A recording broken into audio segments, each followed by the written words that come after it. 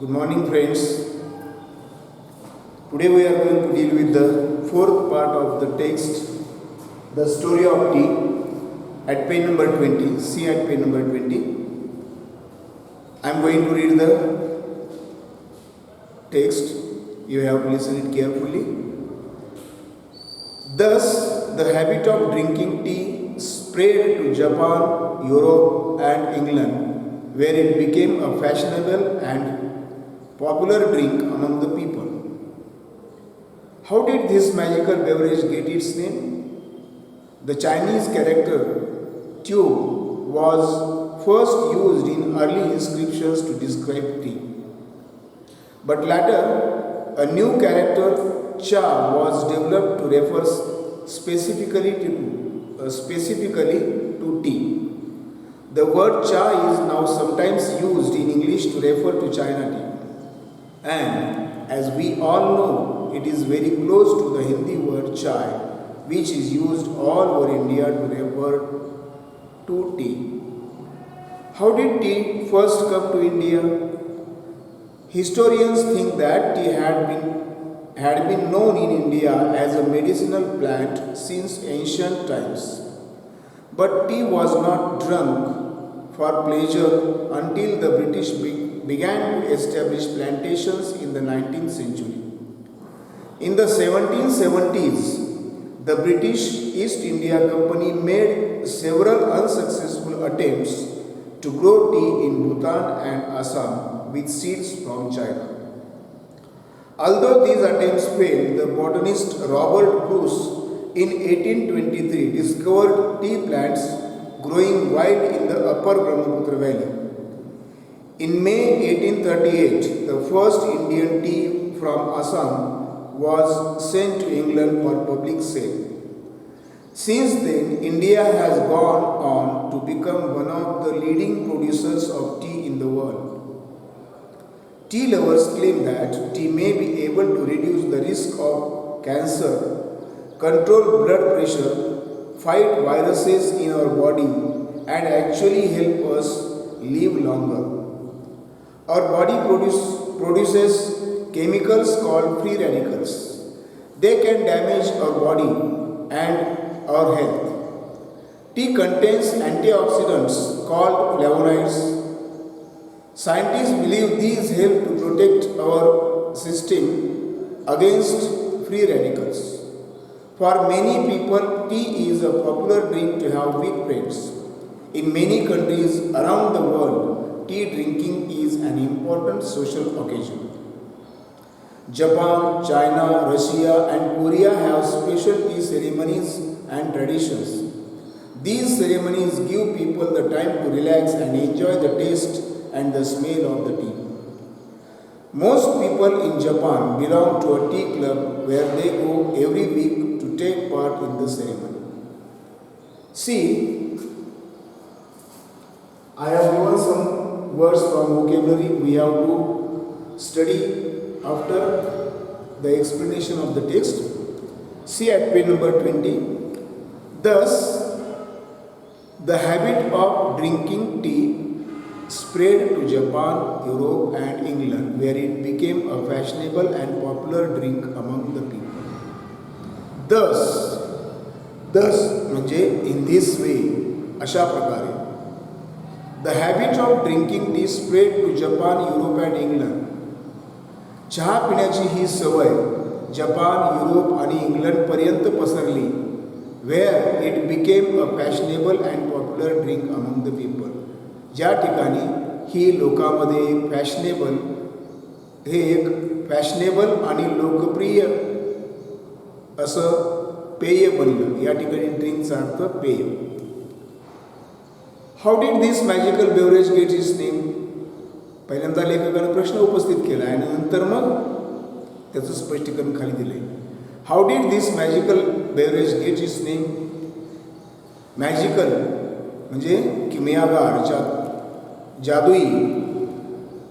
या जादुई पेयाला टी हे नाव कशावरून पडलं, कशावरून मिळालं? The Chinese character tu was first used in early inscriptions to describe tea. चहाचं वर्णन करण्यासाठी जो सुरुवातीच्या काळात मजकूर लिहिला गेला त्यासाठी पहिल्यांदा चिनी अक्षर ट्यूचा वापर केला गेला. But later a new character चा was developed to refer specifically to T. पण नंतरच्या काळामध्ये खास चहाचंच वर्णन करण्यासाठी, चहाचा संदर्भ देण्यासाठी चा हे नवीन अक्षर, चिनी अक्षर डेव्हलप केले गेले, वापरण्यात येऊ लागले. द वर्ड चा is now sometimes used in English to refer to China tea. इंग्रजीमध्ये काही वेळेस आता चीनच्या चहाचा संदर्भ देण्यासाठी चहा हा शब्द वापरला जातो. And as we all know it is very close to the Hindi word chai. आणि आपल्याला माहीत असल्याप्रमाणे तो चहा हा शब्द हिंदी शब्द चायच्या अगदी जवळचा वाटतो. विच इज यूज्ड, कोणता चाय तर which is used all over India to refer to tea. की जो शब्द चहासाठी, चहाचा संदर्भ देण्यासाठी संपूर्ण भारतभर वापरला जातो, त्या चाय या शब्दाशी हा शब्द, चहा हा शब्द खूपच जवळचा आहे हे आपल्यास माहीत आहे. How did it first come to India. भारतात चहा पहिल्यांदा कसा आला. Historians think that tea had been known in India as a medicinal plant since ancient times, but tea was not drunk for pleasure until the British began to establish plantations in the 19th century.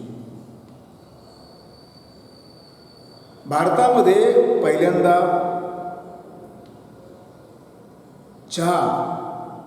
चहाचे मळे ब्रिटिशांनी 19व्या शतकामध्ये सुरू केले आणि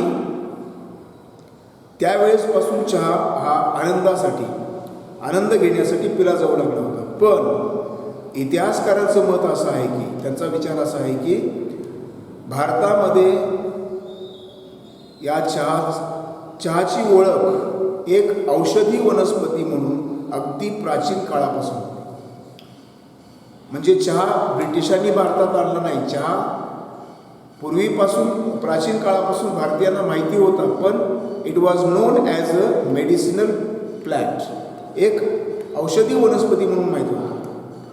पण नंतर 19व्या शतकामध्ये ब्रिटिशांनी भारतामध्ये चहाचे मळे प्रस्थापित करायला सुरुवात केल्यानंतर तो चहा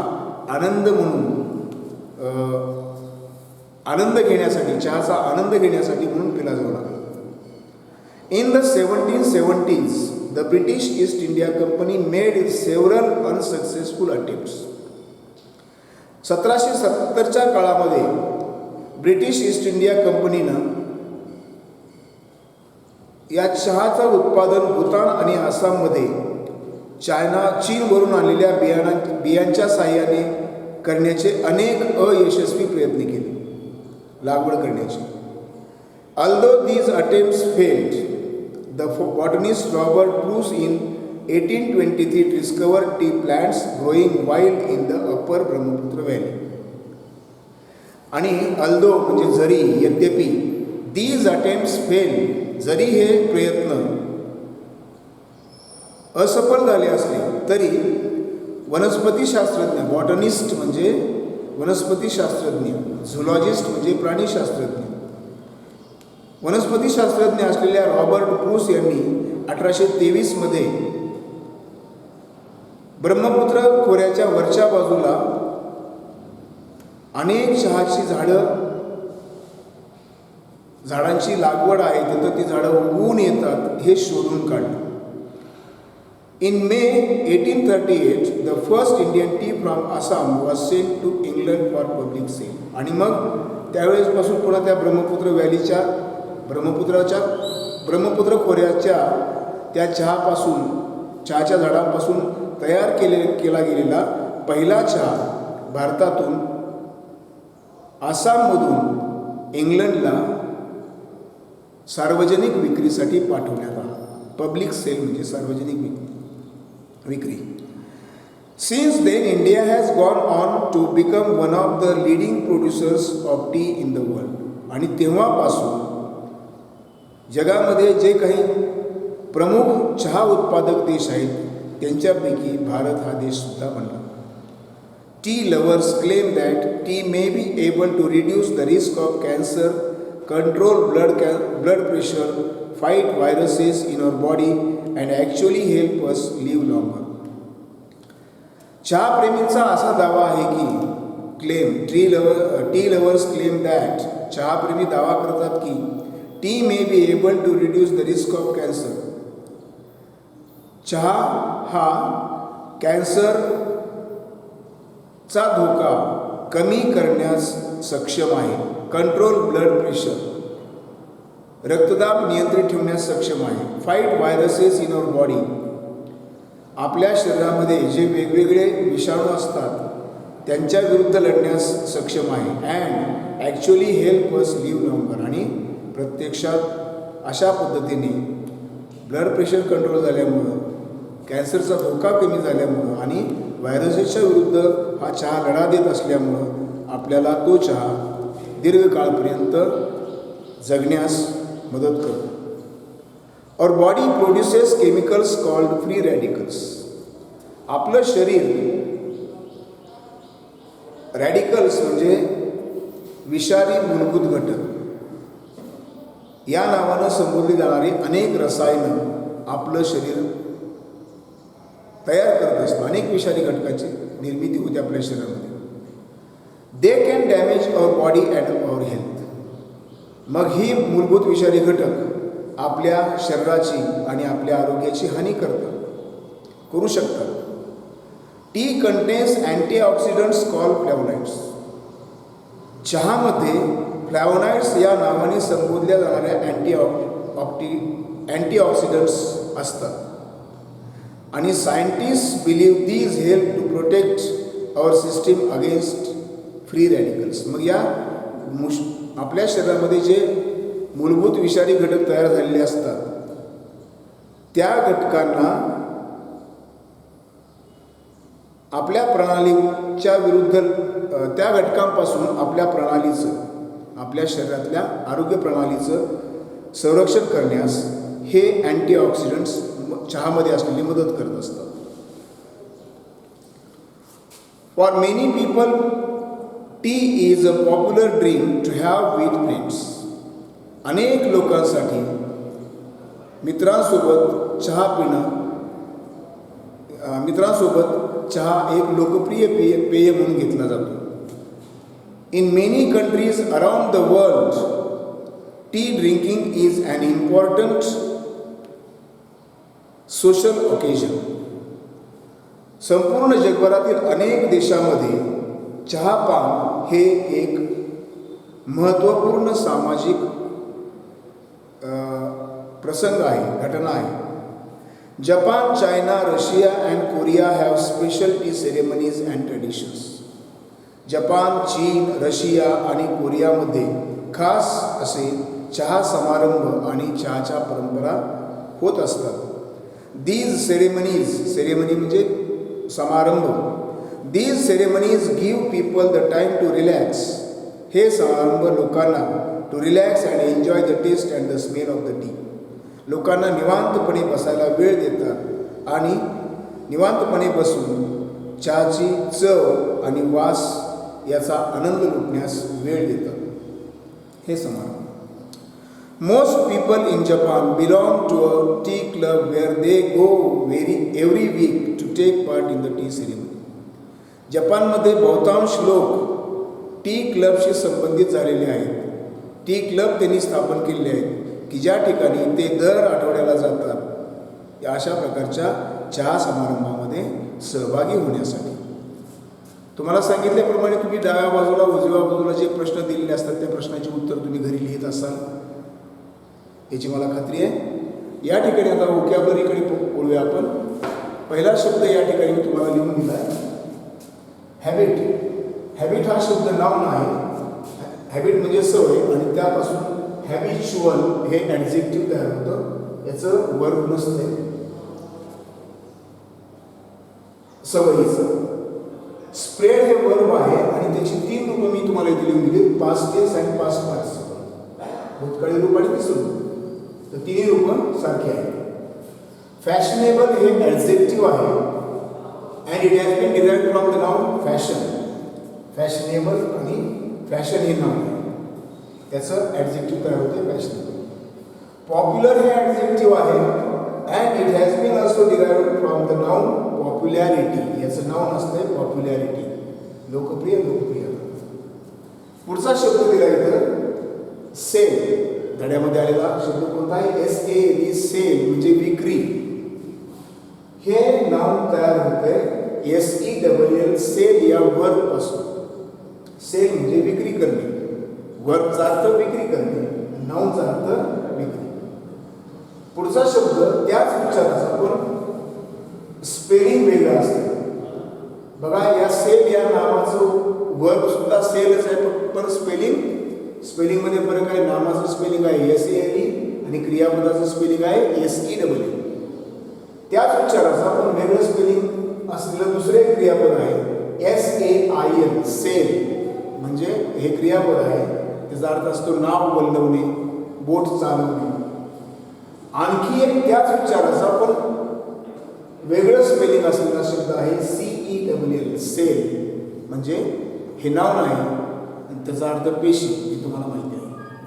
त्यानंतर एक ग्रॅमॅटिकल आयटम या ठिकाणी आला आहे, तो तुम्हाला सांगतो. तो ते वाक्य इथं लिहून देतो.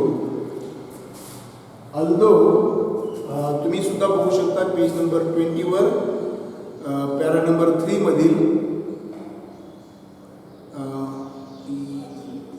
7वी ओळ. Although these attempts failed,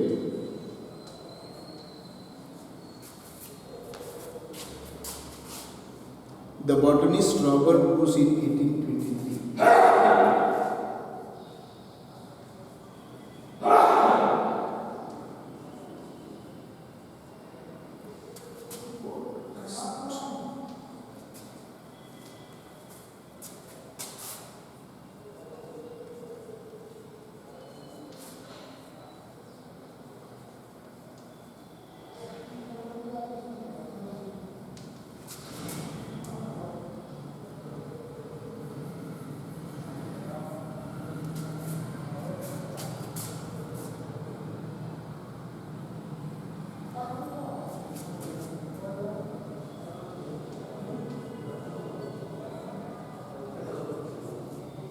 Although these attempts failed, the botanist Robert Bruce in 1823 discovered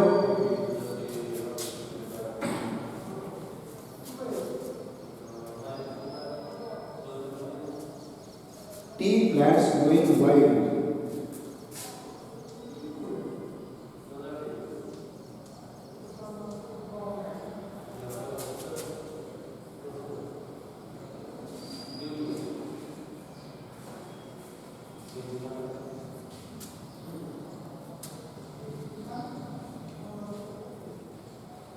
in Brahmaputra आपण थोडंसं थोडक्यात घेऊया.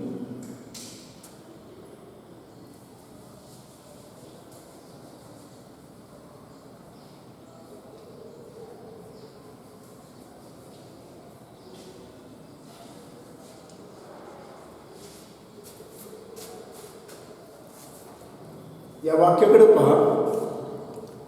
हे वाक्य ॲडवर्ब क्लॉज ऑफ कॉन्ट्रास्ट हा कधी वापरला जातो? ज्या वेळेस पहिलं वाक्य जे सांगतं त्याच्या अगदी उलटं वाक्य, परस्पर विरोधी वाक्य त्या वाक्यात आलेलं असतं. अशा वेळेस अल्दोचा किंवा दोचा वापर असणं ते वाक्य, त्याला आपण ॲडवर्ब क्लॉज ऑफ कॉन्ट्रास्ट म्हणत असतो. दो किंवा अल्दोचा वापर हा वाक्याच्या त्या क्लॉजच्या अगोदरच केलेला असतो. आता हे वाक्य, या वाक्यामध्ये दोन क्लॉजेस आहेत. कोणकोणते बघा? ऑल्दो दीज अटेम्प्ट्स फेल्ड हा एक क्लॉज आणि कॉमा देऊन दुसरा पुढचा क्लॉज वेगळा केला आहे. प्रत्येक क्लॉजला स्वतंत्र करता स्वतंत्र क्रियापद असते. The botanist Robert Bruce in 1823. The botanist Robert Bruce हा त्याचा सब्जेक्ट आहे, त्याचं क्रियापद आहे डिस्कवर. ठीक आहे.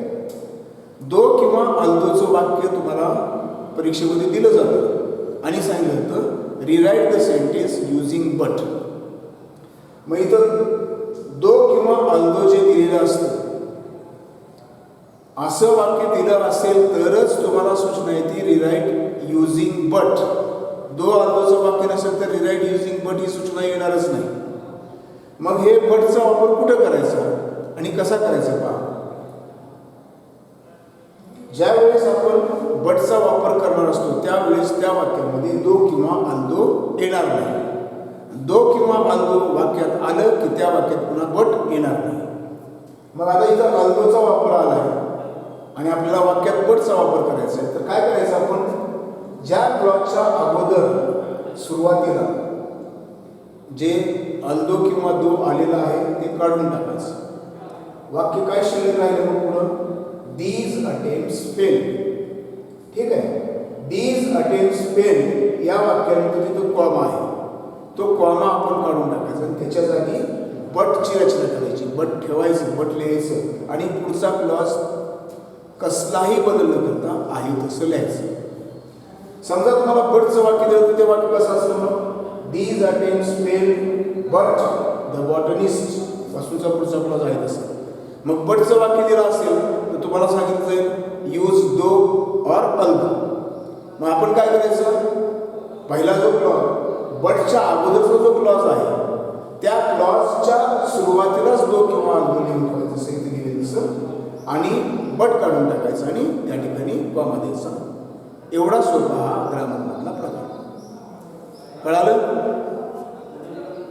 पुढचा आणि शेवटचा पार्ट आपण उद्या सोमवारी पाहणार आहोत. तोपर्यंत हॅव अ गुड डे.